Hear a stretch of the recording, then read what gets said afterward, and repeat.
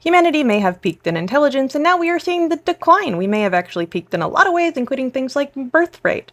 Either way, we have started to see each subsequent generation have poorer cognitive capacity than the previous generation. Fortunately for everyone, that does not mean that it was not expected, and that also doesn't mean that we don't have solutions. The Flynn effect was coined in 1994, and it was set to describe the increase in IQ for each subsequent generation, and we can argue about IQ as being a poor measure of intelligence. It kind of just tests the narrow area of intelligence where people are capable of solving certain kind of puzzles in an exam. Nonetheless, it is somewhat useful. Recent generations have kind of reversed the Flynn effect as we see lower scores on these kinds of tests.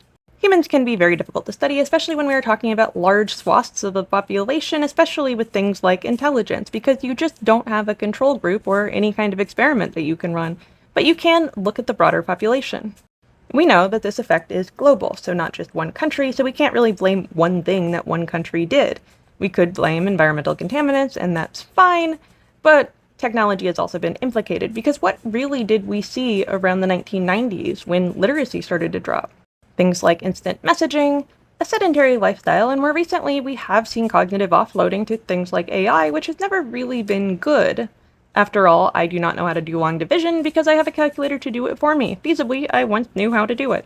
There is the argument that you never really had to do long division because you would always have a calculator, but I think that conversation is significantly different when it comes to critical thinking, which again is declining.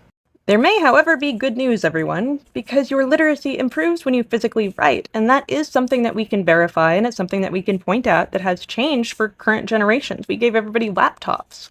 This phenomena has been seen for both reading and writing. Turns out you need to physically engage with a book rather than reading it on a screen, and we aren't totally sure why reading something on a screen would lead to lower retention, but that might be problematic for children that are now being raised on screens. They never learn to read a physical book. This is the part that really concerns me, because yes, you might see cognitive deficits when it comes to adults using AI. They may lose the skills that they already learned.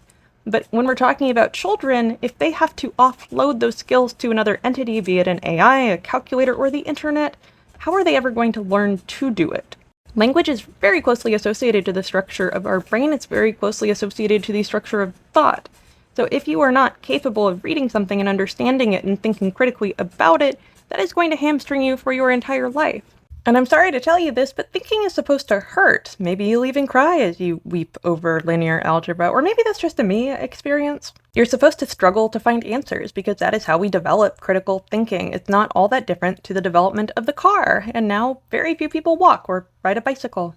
However, here is the part where there aren't easy answers, because we could blame technology. This phenomena started around the 90s when literacy declined.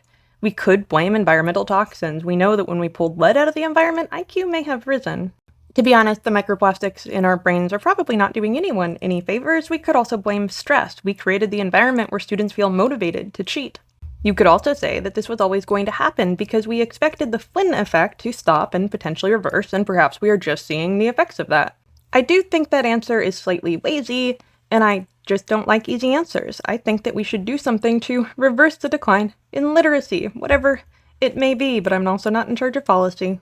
And I know I say this a lot, but I don't think that technology is inherently bad. I think our relationship with technology is very unhealthy. I do hope you've enjoyed this. I will keep you up to date as we march into a brave new world. Follow for more.